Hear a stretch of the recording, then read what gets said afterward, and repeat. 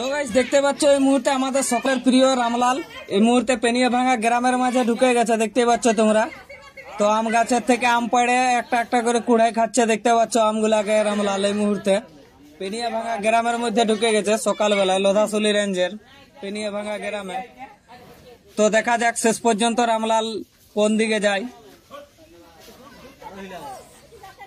তো দেখতেই পাচ্ছ গ্রামের মধ্যে সেই ঢালাই রাস্তার উপরে দাঁড়িয়ে আবার আম পাড়তে শুরু করে দিয়েছে রামলাল। দেখতে পাচ্ছ আম ডাল ভেঙে নিয়েছে, সঙ্গে আমও পড়েছে। তো সেইগুলা রামলাল আস্তে আস্তে করে কুড়ে কুড়ে খাবে সম্ভবত। তো দেখতে পাচ্ছ রামলাল ডাল ভাঙলো, কিন্তু ডাল থেকে আম খায় নাই, আর আস্তে আস্তে করে দুলকি চাইলে ঢালাই রাস্তার উপর দিয়ে গ্রাম থেকে আস্তে আস্তে করে বেরিয়ে আসছে দেখতেই পাচ্ছ তোমরা। খুব সুন্দর ভাবে রামলাল দুলকি চাইলে ঢালাই রাস্তার মাঝে দিয়ে আসছে গ্রামের মাঝে।